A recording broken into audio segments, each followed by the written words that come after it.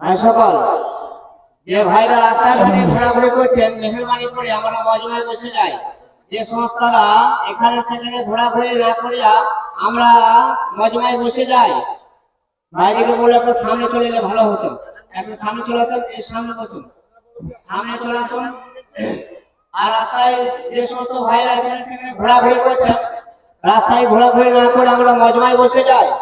আর ভাইদেরকে বলে একটু মেহরবানি করে সামনে চলে আসে, কাছে কাছে চলে আসে। আমাদের বসা যদি সঠিক হয়, শোনাটা সঠিক হবে। আর শোনা যদি সঠিক হয়, আমলটা সঠিক হবে। ওই জন্য আমরা নেকির উদ্দেশ্যে এসেছি। নেকিটাই যদি না হয়, তাহলে আশাটা আমার অমঙ্গল। অতএব আমরা দূর দূরান্ত থেকে এসেছি নেকির আশায়। ওই জন্য আমরা সকলে নেকির আশায় এসেছি। নেকিটা আমরা সাকসেসফুল করে নিয়ে যাবো ইনশাআল্লাহ। তাই বলবো বাপজিরা একটু কাছে কাছে চলে আসি। কথা যদি সঠিক হয়, শোনা হবে সঠিক। আর শোনা সঠিক হলে আমল করা হবে সঠিক। আসুন ভাই, মেহরবানি করে আল্লাহর রাস্তায় চলে আসি। আসুন আসুন।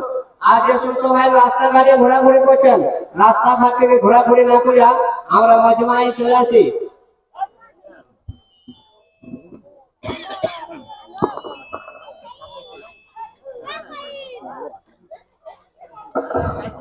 আলহামদুলিল্লাহ আলহামদুলিল্লাহি নাহমাদুহু ওয়া নাস্তাঈনুহু ওয়া নাস্তাগফিরুহু ওয়া নু'মিনু বিহি ওয়া নাতাওয়াক্কালু আলাইহি ওয়া নাউযু বিল্লাহি মিন শুরুরি আনফুসিনা ওয়া মিন সাইয়্যাতি আ'মালিনা। من يهده الله فلا مضل له ومن يضلله فلا هادي له ونشهد أن لا إله إلا الله وحده لا شريك له ونشهد أن سيدنا وحبيبنا ومولانا محمدا عبده ورسوله الذي أرسله بالحق بشيرا ونذيرا وداعيا إلى الله بإذنه وسراجا منيرا. فقد قال الله تعالى في كلامه المجيد والفرقانه الحميد: أعوذ بالله من الشيطان الرجيم. بسم الله الرحمن الرحيم. اللهم صل على محمد وعلى آل محمد كما صليت على إبراهيم وعلى آل إبراهيم إنك حميد مجيد. اللهم بارك على محمد وعلى آل محمد كما باركت على إبراهيم وعلى آل إبراهيم إنك حميد مجيد. وقال تعالى في كلامه المجيد والفرقانه الحميد: وما خلقت الجن والإنس إلا ليعبدون.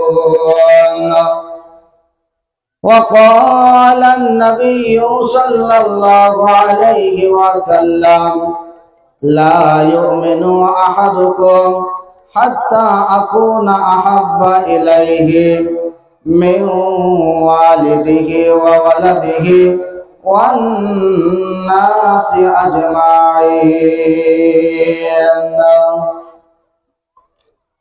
أو كما قال عليه الصلاة والتسليم.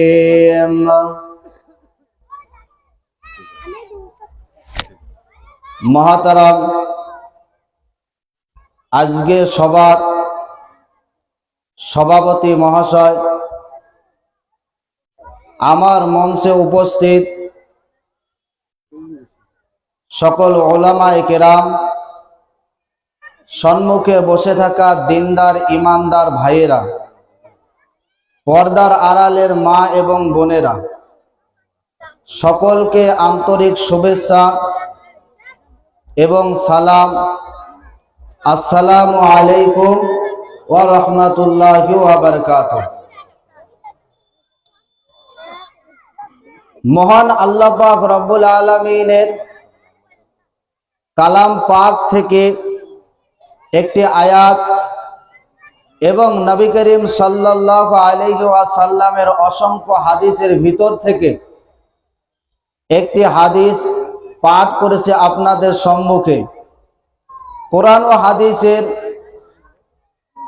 আলোকে কিছু আলোচনা করব, সেই তৌফিক যাতে করে আল্লাহ পাক রব্বুল আলামিন আমাকে এবং আপনাদেরকে শোনার, ধৈর্য সহকারে শোনার তৌফিক দান করে।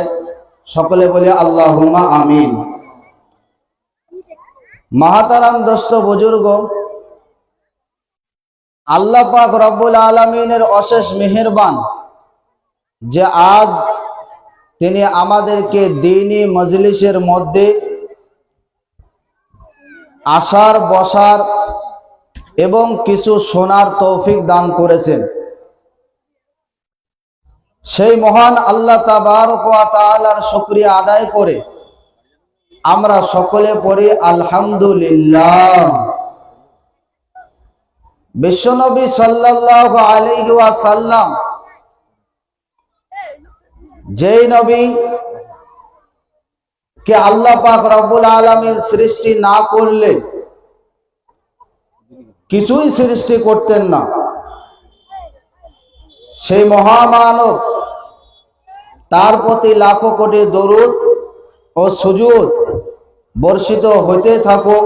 আমরা সকলে পড়ি আল্লাহুম্মা আমিন। মহাতারাম দোস্ত বুজুর্গ,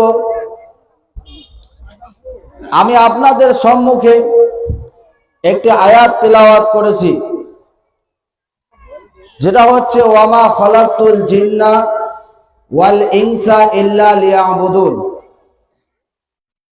আল্লাহ পাক রব্বুল আলামিন বলেন, আমি মানব মণ্ডলীদেরকে সৃষ্টি করেছি এবং জিন জাতিকে সৃষ্টি করেছি শুধুমাত্র আমার উদ্দেশ্য হলো তারা আমার ইবাদতের জন্য আমি তাদেরকে সৃষ্টি করেছি। আমার গোলামি করবে, আমার ইবাদত করবে, আমার দাসত্ব করবে, এই জন্যই আমি মানব এবং জিন জাতিকে সৃষ্টি করেছি। ইবাদত এই শব্দটি ব্যাপক অর্থবোধক শব্দ, যার অর্থ দাঁড়ায় জীবনের সকল ক্ষেত্রে আল্লাহর গোলামি করার নাম হচ্ছে ইবাদত। জীবনের সকল ক্ষেত্রে আল্লাহর গোলামি করার নামে হচ্ছে ইবাদত। এই ইবাদত করবেন কি করে? আমাদেরকে করতে হবে বিশ্বনবী সাল্লাল্লাহু আলাইহি ওয়াসাল্লামের তরিকা অনুযায়ী এই ইবাদত করতে হবে। তার তরিকা অনুযায়ী যদি না হয় সেই ইবাদত, তাহলে এই ইবাদত মূল্যহীন হয়ে যাবে, কোনো মূল্য থাকবে না। আমরা যদি নামাজ আদায় করি, নামাজ আদায় করা কালীনও হুজুরের তরিকা অনুযায়ী নামাজটাকে আদায় করতে হবে। যেমন নামাজ পড়া একটা ইবাদত, তেমন নামাজ না পড়াটাও হচ্ছে একটা ইবাদত। কি করে? তিনটে সময় নামাজ না পড়াটাই হচ্ছে ইবাদত। সূর্য যখন ওঠে, সূর্য যখন অস্তমিত যায়, সূর্য যখন একেবারে খাড়া মাথার উপরে থাকে, এই 3 সময়ে নামাজ না পড়াটাই হচ্ছে ইবাদত, করলেও গুনাহ হবে। আমরা যদি কেউ নামাজের ভিতরে রুকু সেজদা করা তো ফরজ, কেউ যদি এই রুকু সেজদা যদি জানাজার নামাজের মধ্যে করে হবে হবে না। কারণ নবীজি যে তরিকায় শিক্ষা দিয়েছেন সেই তরিকায় আমাদেরকে, বিশ্ব নবী সাল্লাল্লাহু আলাইহি সাল্লামের তরিকা অনুযায়ী আমাদেরকে ইবাদত করতে হবে। তার তরিকা বিহীন কোনো ইবাদত হবে না। আপনি যদি ব্যবসা করেন, সেই ব্যবসা যদি মন চায় জিন্দাগি করেন, তাহলে সেই ব্যবসার মধ্যে ইবাদতের মধ্যে গণ্য হবে না। কিন্তু হুজুরের তরিকায় যদি করেন, তাহলে আবার সেই ব্যবসায় আবার ইবাদতের মধ্যে গণ্য হবে। আপনি যদি হাল চাষ করেন, যদি আল্লাহ পাক রব্বুল আলামিনকে খুশি করার জন্য রসুলের তরিকা অনুযায়ী যদি চাষও করেন, যতক্ষণ পর্যন্ত চাষ করবেন ততক্ষণ পর্যন্ত নফল নামাজ পড়লে যা সওয়াব হতো, আল্লাহ পাক রব্বুল আলামিন আপনার আমল নামার মধ্যে সে নফল নামাজের সওয়াব লিখে দেয়। বলেন সুবহানাল্লাহ। নফল নামাজের সওয়াব আল্লাহ পাক রব্বুল আলামিন লিখে দেবে। এই জন্য বিশ্বনবী সাল্লাল্লাহু আলাইহি সাল্লামের তরিকা অনুযায়ী আমাদেরকে ইবাদত করতে হবে। কারো আদর্শকে গ্রহণ করা যাবে না। এই পৃথিবীর মধ্যে যত আদর্শওয়ালা লোক আছে, কারো আদর্শকে গ্রহণ করা যাবে না। একমাত্র আদর্শ গ্রহণ করতে হলে কেবলমাত্র শুধুমাত্র একমাত্র মদিনাওয়ালা নবীর আদর্শ গ্রহণ করতে হবে। কেন পৃথিবীর লোকের আদর্শ গ্রহণ করব না? কারণ তারা মন মস্তিষ্ক অনুযায়ী সেই আদর্শের কথা বলে। আর আল্লাহ পাক রব্বুল আলামিনের রসুলের আদর্শটা কেন গ্রহণ করব? কারণ তিনি কোনো মন মস্তিষ্ক অনুযায়ী কথা বলে না। তিনি যা বলেন সেটা আল্লাহ পাক রব্বুল আলামিন যেটা বলতে বলেন সেটাই বলে। পৃথিবীর সমস্ত আদর্শগুলো নাপাক, শুধুমাত্র মদিনাওয়ালা নবীর আদর্শগুলোই পাক। পৃথিবীর আদর্শগুলো কেন নাপাক? কারণ মানুষটাই নাপাক। তার গোশত নাপাক, তার রক্ত নাপাক, তার শরীর নাপাক, সবই নাপাক। আর মদিনাওয়ালা আদর্শটাই হচ্ছে পাক এবং পবিত্র। কেন পাক পবিত্র? বিশ্বনবী সাল্লাল্লাহু আলাইহি ওয়াসাল্লামের জন্মের পর থেকে নিয়ে মৃত্যু অবধি 63 বছর তিনি কোনো মিথ্যা কথা বলেননি। বলেন সুবহানাল্লাহ। কোনো মিথ্যা কথা বলেননি। আপনারা বলুন, যে নেতার পিছনে দৌড়ান, যে মানুষের পিছনে দৌড়ান আদর্শ খোঁজার জন্য, বলুন এমন কোন লোক আছে যে সে মিথ্যা কথা কোনোদিন বলেনি এবং গুনার কাজ কোনোদিন করেনি? কোন মানুষকে খুঁজে পাওয়া যাবে না। আল্লাহর নবী সাল্লাল্লাহু আলাইহি ওয়াসাল্লাম তিনি একটা মিথ্যা কথাও বলেননি এবং পৃথিবীর মধ্যে তিনি আদর্শকে নিয়ে এসেছেন। আদর্শ কি করে দিতে হয় দেখিয়ে দিয়ে পৃথিবীর মধ্যে গিয়েছেন। আল্লাহর নবী সাল্লাল্লাহু আলাইহি ওয়াসাল্লাম হচ্ছেন পাক এবং পবিত্র। হযরতে মা আয়েশা রাদিয়াল্লাহু তাআলা আনহা তিনি বলেন, বিশ্ব নবী সাল্লাল্লাহু আলাইহি ওয়াসাল্লামের শরীর থেকে যে ঘাম বাহির হতো, আমরা সেই ঘামকে বোতলের মধ্যে পুরে রাখতাম। বড় বড় অনুষ্ঠানের মধ্যে আতর হিসাবে আমরা সেই ঘামকে ব্যবহার করতাম। আল্লাহর নবী সাল্লাল্লাহু আলাইহি ওয়াসাল্লামের ঘাম মেশক এবং আম্বারের থেকেও পবিত্র ছিল। বলেন সুবহানাল্লাহ। বিশ্ব নবী সাল্লাল্লাহু আলাইহি ওয়াসাল্লাম এত পাক ছিলেন, এত পবিত্র ছিলেন, তিনি যে রাস্তা দিয়ে চলাফেরা করতেন পরবর্তীতে যদি কোনো লোক আসতো, সে রাস্তা দিয়ে চলতো, লোকেরা যেতে না যেতে বুঝতে পারতো এই রাস্তা দিয়ে বিশ্বনবী সাল্লাল্লাহু আলাইহি ওয়াসাল্লাম গিয়েছে। হুজুর যে রাস্তা দিয়ে যেতেন সেই রাস্তা ঘিরানে ভরে যেত। আল্লাহ পাক রব্বুল আলামিনের নবীর শরীরের ঘিরানে সেই রাস্তাটা ভরে যেত। সাহাবী হোক আর যে কোনো লোকে হোক, সেই রাস্তা দিয়ে গেলেই বুঝতে পারতো যে বিশ্বনবী সাল্লাল্লাহু আলাইহি ওয়াসাল্লাম এই রাস্তা দিয়ে গিয়েছেন। আল্লাহর নবী সাল্লাল্লাহু আলাইহি ওয়াসাল্লাম তিনি সাহাবীদেরকে নিয়ে যখন কোনো জায়গার মধ্যে যেতেন, কোনো জায়গার মধ্যে চলতে চলতে সাহাবীরা লক্ষ্য করতেন জঙ্গলের পাশ দিয়ে যদি যেতেন, জঙ্গলের ভিতর থেকে মানুষের মতো করে আওয়াজ হয়ে সালামের আওয়াজ আসতো। সাহাবীরা বললেন, ইয়া রাসূলুল্লাহ, ইয়া হাবিবাল্লাহ, আল্লাহর নবী, জঙ্গলের ভিতরে মনে হয় কোন লোক হয়তো আছে, কোন লোক হয়তো মনে হয় আছে।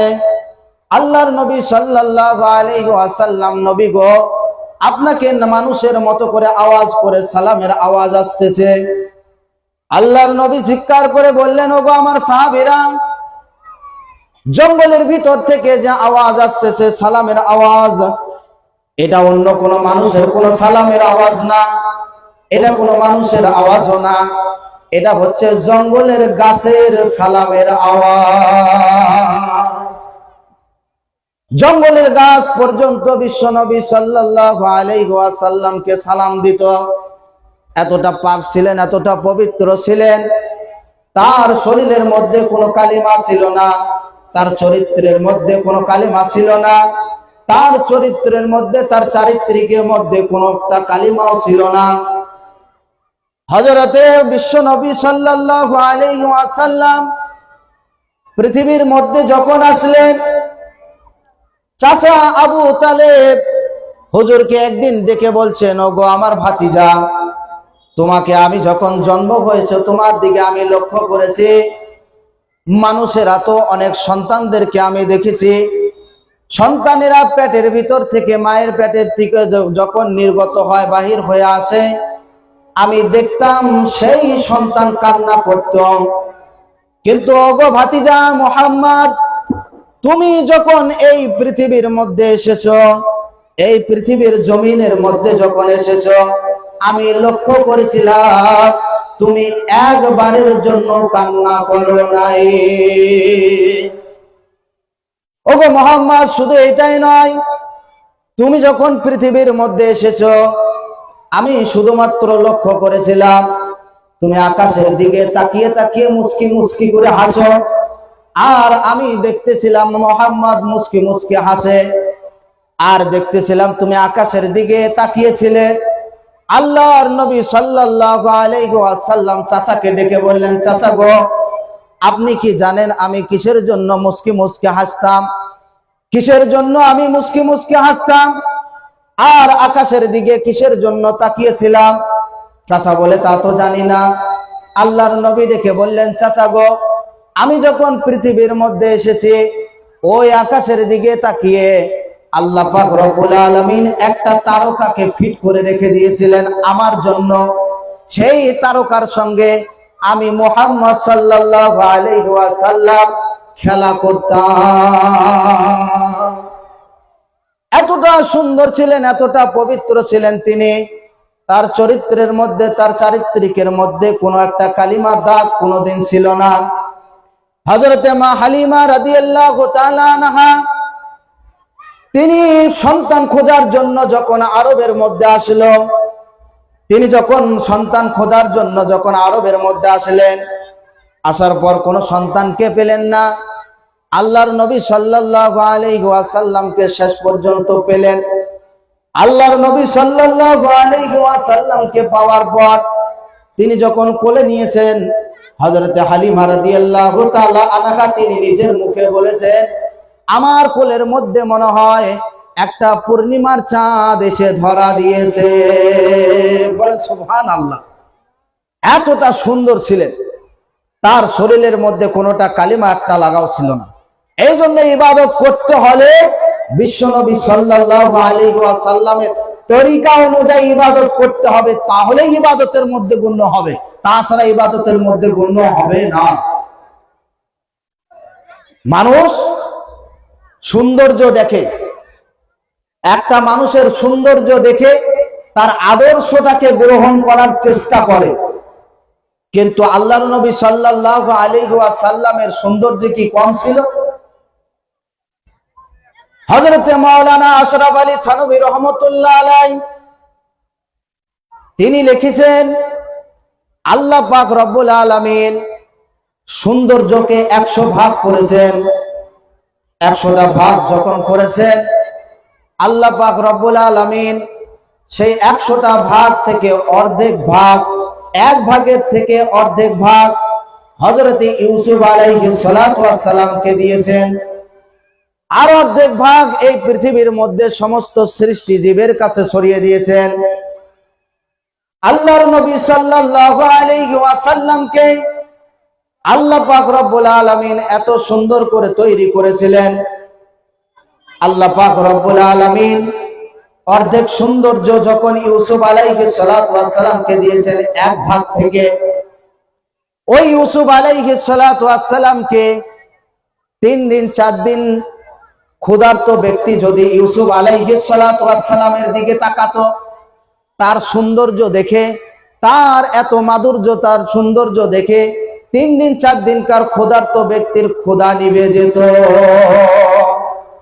ইউসুফ আলাইহিস সালাতু ওয়াস সালামকে আল্লাহ পাক রব্বুল আলামিন এক ভাগ থেকে অর্ধেক ভাগ দিয়েছেন, আর অর্ধেক ভাগ পৃথিবীর সমস্ত মানব মণ্ডলীদেরকে দিয়েছেন, আর 99টি ভাগ আল্লাহ পাক রব্বুল আলামিন শুধুমাত্র বিশ্বনবী সাল্লাল্লাহু আলাইহি ওয়াসাল্লামকে দিয়েছে।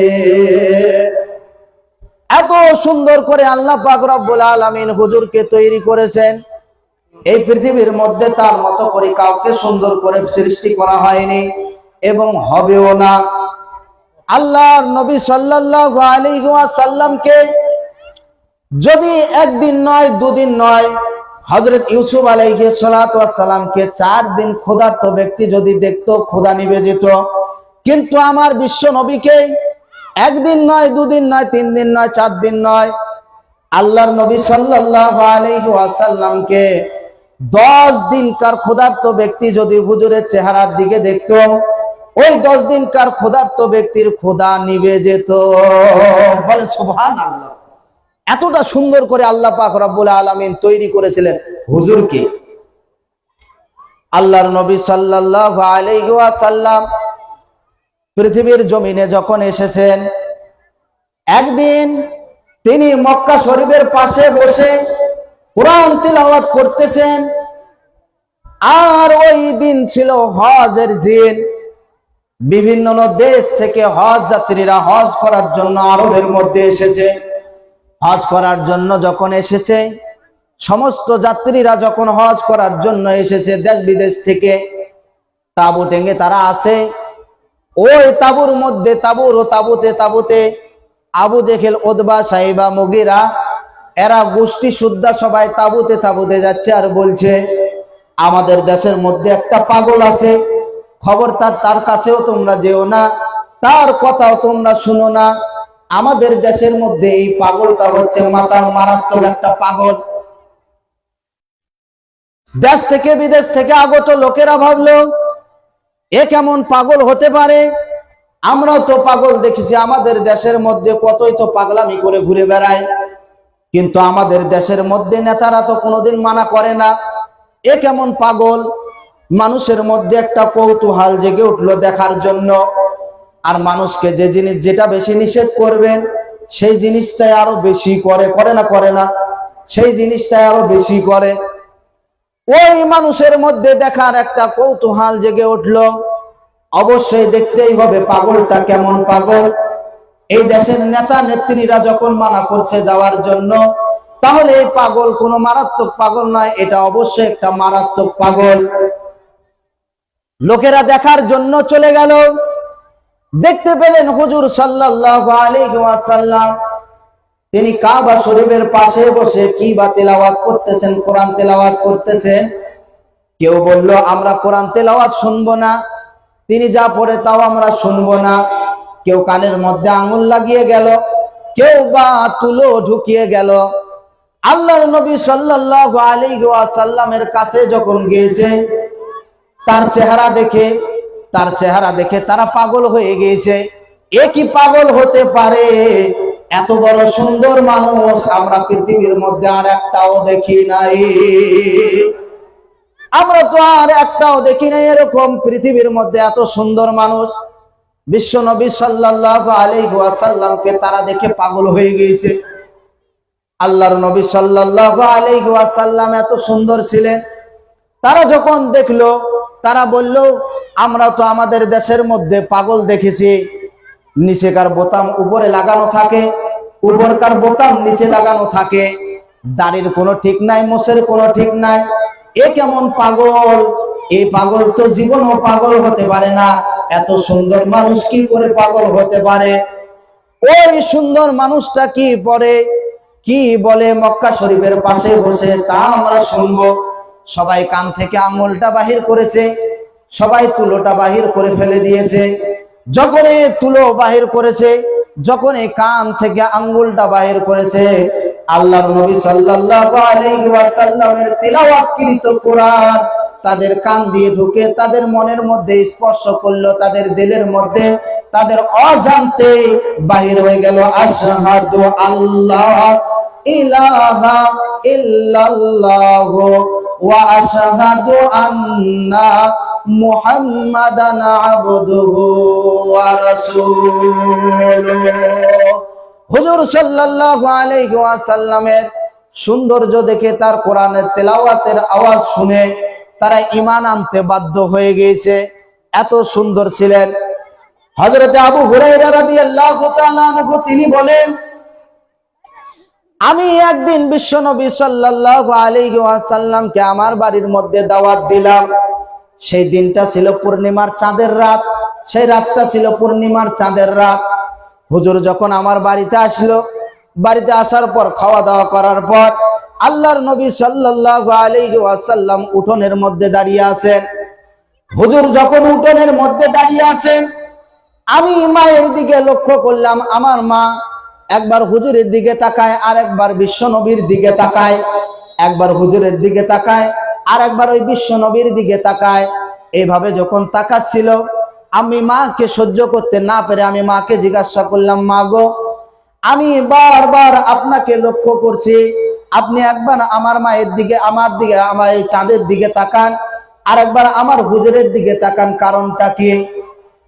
হযরতে আনাস রাদিয়াল্লাহু তাআলা আনহুর মা বললেন, বাবা গো শোনো, আমি বারবার ওই একবার চাঁদের দিকে তাকাই, আর একবার বিশ্ব নবীর দিকে তাকাই, আমার কাছে মনে হয় ওই পূর্ণিমা চাঁদের সৌন্দর্যটা আল্লাহর নবী সাল্লাল্লাহু আলাইহি ওয়াসাল্লামের শরীরের সৌন্দর্যের কাছে হার মেনে গিয়েছে। বলেন সুবহানাল্লাহ। এত সুন্দর ছিলেন হুজুর সাল্লাল্লাহু আলাইহি ওয়াসাল্লাম। হযরতে মা আয়েশা রাদিয়াল্লাহু তাআলা আনহা তিনি বলেন, যেসব নারীরা হুজুর সাল্লাল্লাহু আলাইহি ওয়াসাল্লামের বিবি হযরত আয়েশা রাদিয়াল্লাহু তাআলা আনহা তিনি বলছেন, যেসব নারীরা ইউসুফ আলাইহিস সালাতু ওয়াস সালামকে দেখে ফল কাটতে কাটতে আঙ্গুলকে কেটে ফেলে দিয়েছিল, তারা ফল কাটতে কাটতে আঙ্গুলকে কেটে ফেলে দিয়েছিল, ওরা যদি আমার স্বামীকে, আমার বিশ্বনবী সাল্লাল্লাহু আলাইহি ওয়াসাল্লামকে তারা যদি দেখতো, ওই আঙ্গুল কাটতে কাটতে তাদের কলিজাটা কেটে ফেলে দিত। বলেন সুবহানাল্লাহ। এতটা সুন্দর ছিলেন হুজুর সাল্লাল্লাহু আলাইহি সাল্লাম। এজন্য আদর্শ গ্রহণ করলে কার আদর্শ গ্রহণ করতে হবে? বিশ্বনবী সাল্লাল্লাহু আলাইহি ওয়াসাল্লামের আদর্শটাই গ্রহণ করতে হবে। তার আদর্শটাই আমাদেরকে গ্রহণ করে জীবনের মধ্যে চালিত হতে হবে। এই জন্য বিশ্বনবী সাল্লাল্লাহু আলাইহি ওয়াসাল্লাম বলেছেন, লা ইউমিনু আহাদুকুম হাত্তা আকুনা আহাব্বা ইলাইহি মিন ওয়ালিদিহি ওয়া ওয়ালাদিহি ওয়ান নাসি আজমাইন। আল্লাহ নবী সাল্লাল্লাহু আলাইহি ওয়াসাল্লাম বলেন, ততক্ষণ পর্যন্ত তোমরা কেউ ঈমানদার হতে পারবা না যতক্ষণ পর্যন্ত তোমাদের মা বাবা, তোমাদের ছেলে সন্তান আর পৃথিবীর সমস্ত মানব মণ্ডলীর থেকেও যদি আমার নবী আমাকে যতক্ষণ পর্যন্ত তোমরা বেশি ভালো না বাসবা, ততক্ষণ পর্যন্ত তোমরা পাকাপোক্ত ঈমানদার হতে পারবা না। হুজুর সাল্লাল্লাহু আলাইহি ওয়াসাল্লামকে ভালোবাসতে হবে। আল্লাহর নবী সাল্লাল্লাহু আলাইহি ওয়াসাল্লামকে ভালোবেসে জীবনটাকে গঠন করতে হবে। এই পৃথিবীর মধ্যে হুজুর সাল্লাল্লাহু আলাইহি ওয়াসাল্লামের মতো চরিত্র আর কারো ছিল না। এই পৃথিবীর মধ্যে তিনি যখন আসলেন, এমন যুগ ছিল যেটাকে বলা হয় বর্বর যুগ। মানুষেরা মানুষকে হত্যা করত, নারীর সতীত্বকে হরণ করত, মানুষের সম্পদকে লুণ্ঠন করত। সেই সব মানুষদেরকে আল্লাহ পাক রব্বুল আলামিনের নবী তার আদর্শ দিয়ে, তার চরিত্র দিয়ে, তার মাধুর্য দিয়ে এমন মানুষ তৈরি করলেন যারা এই পৃথিবীর মধ্যে শ্রেষ্ঠ মানুষে পরিণত হয়ে গেল। কেমন কেমন মানুষ তৈরি হলেন! হযরতে আবু বকর, হযরতে ওমর, হযরতে ওসমান, হযরতে আলী, হযরতে বিল্লাল, হযরতে হুযায়ফা, এই রকমের বিশাল বিশাল ব্যক্তিত্ব তৈরি হয়ে গেল পৃথিবীর মধ্যে। আল্লাহর নবী সাল্লাল্লাহু আলাইহি ওয়াসাল্লাম তার চরিত্র দিয়ে, তার মাধুর্য দিয়ে এই রকমের বিশাল বিশাল মানুষদেরকে তৈরি করলেন পৃথিবীর মধ্যে। হযরত আবু বকর রাদিয়াল্লাহু তাআলা আনহু কেমন চরিত্র! এই পৃথিবীর মধ্যে যত ঈমানদার আছে, যত মুমিন আছে, সমস্ত ঈমানদারদের যদি ঈমানকে এক পাল্লায় রাখা হয়, আর হযরতে আবু বকর রাদিয়াল্লাহু তাআলা আনহু ঈমানটা যদি আরেক পাল্লায় রাখা হয়, আল্লাহর নবী সাল্লাল্লাহু আলাইহি ওয়াসাল্লাম বলেন আবু বকরের ঈমানের পাল্লাটা ভারী হয়ে যাবে। বলেন সুবহানাল্লাহ। তার পাল্লাটাই ভারী হয়ে যাবে। তিনি সব সময় হকের পথে ছিলেন, কোন সময় না হক ছিলেন না, সব সময় সত্যর পথে ছিলেন, সত্যকে সব সময় গ্রহণ করতেন। একদিন হযরতে আবু কুহাফা রাদিয়াল্লাহু তাআলা আনহু তার পিতা, হযরত আবু বকর রাদিয়াল্লাহু তাআলা আনহুর পিতা হযরত আবু কুহাফা বদরের যুদ্ধের মধ্যে হাজির হয়েছে। আবু কুহাফা তখনও পর্যন্ত ঈমান আনে নাই। বদরের যুদ্ধের মধ্যে যখন আবু কুহাফা শত্রু হয়ে আবু বকরের বিপক্ষে দাঁড়িয়ে গিয়েছে, হযরত আবু বকর রাদিয়াল্লাহু তাআলা আনহুকে ঈমানটাকে গ্রহণ করার পর আবু বকর রাদিয়াল্লাহু তাআলা আনহুকে বললেন, আবু কুহাফা আবু বকর ছেলেকে বললেন, ওগো বেটা শোনো, তুমি যখন বদরের যুদ্ধের মধ্যে তুমি যখন যুদ্ধ করছিলা, আমি তোমার আশেপাশেই ছিলাম, কিন্তু আমি তোমার বাবা, তুমি আমার সন্তান, এই মায়াতে আমি তোমাকে কোনো আঘাত করিনি, কোনো ধরনের কোনো আঘাত করিনি। হযরত আবু বকর রাদিয়াল্লাহু তাআলা আনহু তার পিতাকে স্পষ্ট বলে দিয়েছিলেন, আব্বাজান, আমি যদি বদরের যুদ্ধের মধ্যে আপনাকে দেখতে পেতাম, আমি আবু বকর আপনাকে সর্বপ্রথম কতল করে দিতাম। এই জন্য সব সময় তিনি হকের পথেই ছিলেন, কোনো সময় না হক কোনো সমাতেই ছিলেন না। এমন এমন ব্যক্তিত্ব তৈরি হয়ে গেল, আবু বকর রাদিয়াল্লাহু তাআলা আনহু তৈরি হয়ে গেল, হযরতে আলী রাদিয়াল্লাহু তাআলা আনহু তৈরি হয়ে গেল। আল্লাহর নবী সাল্লাল্লাহু আলাইহি ওয়াসাল্লাম তিনি বলেছেন,